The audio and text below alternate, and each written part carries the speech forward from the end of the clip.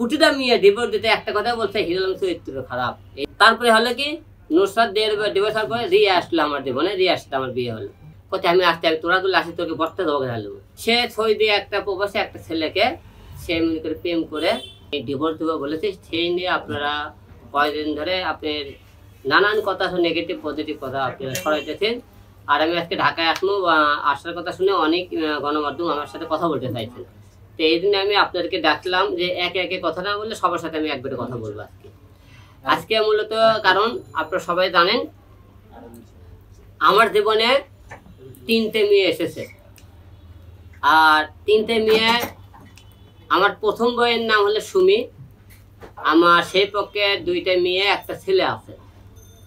এবং 2016 সালে আমার পারিবারিকভাবে সুমির সাথে একবার গন্ডগোল হয়। হওয়ার পরে তারা মামলা করে ফ্যামিলি থেকে, তারপরে আমি সেখানে কিছুদিন জেলখানায় ছিলাম। সেখান থেকে বাড়ানোর পরে 3টে সন্তানের মুখের দিকে তাকে আমি আবার সংসার করি। করার পরে এই ভিতরে কথা বইকে হ্যাঁ, তারপরে মনে করেন আমার মায়ের সাথে আমার প্রথম বয়স সুমির ক্যাসাল গন্ডগোল হয়। মন মানুষ দেখতে ঝগড়া হয় না বউ শাশুড়ি।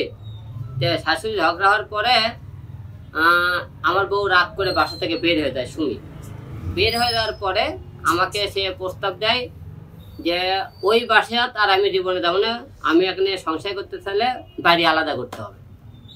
আমি ঠিক আছে, তাহলে মা করলো ঠিক আছে, সন্তান আছে যেহেতু ছেড়ে দেওয়ার দরকার নেই, তুমি বাড়ি করো। আমাদের যে পুরাতন বাড়ির সাথে আর একটা বাড়ি করে বউরা আপনি সবাই দেন ডুপ্লেক্স একটা বাড়ি করতেছে আপনারা। পরে 2 বছর ধরে সেই বাড়ির কাজ চলতেছে। চলার পরে আমার বউ যে মনে করেন ভিতরে যে আরেক যে শয়তানি, আমি এটা বুঝতে পারি 2 বছর সময় আমার থেকে কেন বাড়ি করতে বলছে আমাকে। হুট করে তো চাইলে বাড়ি করতে পারবো না, সময় লাগবে। সে ছয় দিয়ে একটা প্রবাসে একটা ছেলেকে সে মনে করে প্রেম করে 2 বছর সে বিয়ে করলো। আমাকে 2 বছর বাড়ির কথা কয়ে সে বাড়ি কমপ্লিট হয়ে যাওয়ার পরে আমার ছেলে সন্তান বাবা মা যারা আছে সবাই অনেকভাবে চেষ্টা করছে তাকে আনার জন্য, সে আর আসেনি। সে অন্য জায়গায় বিয়ে করেন প্রেমে যে পড়ছে আমরা জানি না। পরে বিয়ে করেছে, কিছুদিন আগে বিয়ে করতেছে। তারপরে সে মনে করে রেখে চলে গেল। আমরা পৃথিবীতে দেখছি অনেক জায়গা মা এমন একটা জিনিস, স্বামী ছেড়ে দেয় কিন্তু 3টে সন্তান ছেড়ে দেয়। আমার বউরা দেখেন 3টে বাচ্চার কথা ভাবে না ভাবে অন্য জায়গায় সে বিয়ে করে। আমি খারাপ হলে মনে করেন সে তো 3টে সন্তান লেভেল করে খেতে পারত, খাইল না। আচ্ছা দেখা এখন তারপরে আমার জীবনে আসলো কে নুসরাত। নুসরাত নামে একটা মেয়ের সাথে মডেল, তার সাথে পরিচয় হয়। পরিচয়ের পরে তার সাথে সে কিছুদিন প্রোগ্রাম করার পর তার সাথে বিয়ে হয়। বিয়ে হয়ে সংসার হয়েছে, কিন্তু ক্যাসাল গন্ডগোল তার সাথে কিছু না। তারপরে মনে করেন আমরা কিছুদিন বিভিন্ন জায়গাতে স্টেজ প্রোগ্রাম করি আমি আর নুসরাত। করে দেওয়ার পরে প্রায় 2-2.5 লাখ টাকা আমাকে জড়ো হয় প্রোগ্রাম করে। রমজানের আগে পর্যন্ত আসা করে নুসরাতের কিন্তু প্রথমে বিয়ে হয়েছিল, তার প্রথম পক্ষে একটা ছেলে সন্তান আছে। নুসরাতেও বিবাহিত ছিল, একটা ছেলে আছে তার। এবং নুসরাতের বিয়ে হওয়ার পরে মনে করেন প্রায় 8 বছর ধরে বাসায় যান। তারপরে সে বাসায় গেল। বাসায় যাওয়ার জন্য চেষ্টা করলে আমি কোনো কিছু টাকা 30,000 টাকা দিলাম, তুই মার্কেট করে বাসা দাও। তে করতে না, আমি 50,000 টাকা নিলাম। তো পরে আমি রাগ করে বললাম তুই সব টাকা নিয়ে চলে যা, ঠিক আছে।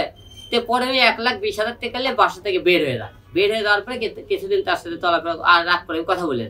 তারপরে দেখি সামিন নামে একটা ছেলের সাথে সে বিভিন্ন জায়গাতে স্টেজ প্রোগ্রাম করে, নাচের গানের শুটিং করে, তারপরে বিভিন্ন রকম চলাফেরা করতেছে, বিভিন্ন ছেলেকে সাথে শুটিং করতেছে।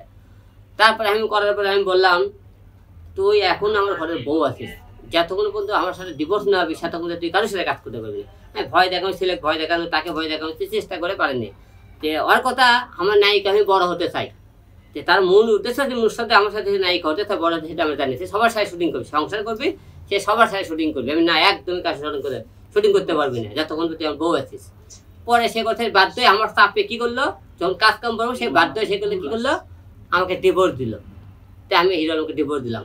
প্রতিটা মেয়ে ডিভোর্স দিতে একটা কথা বলছে হিরো আলম চরিত্র খারাপ, এই জন্য সে আমাকে ডিভোর্স দিতে পরকীয়া করে।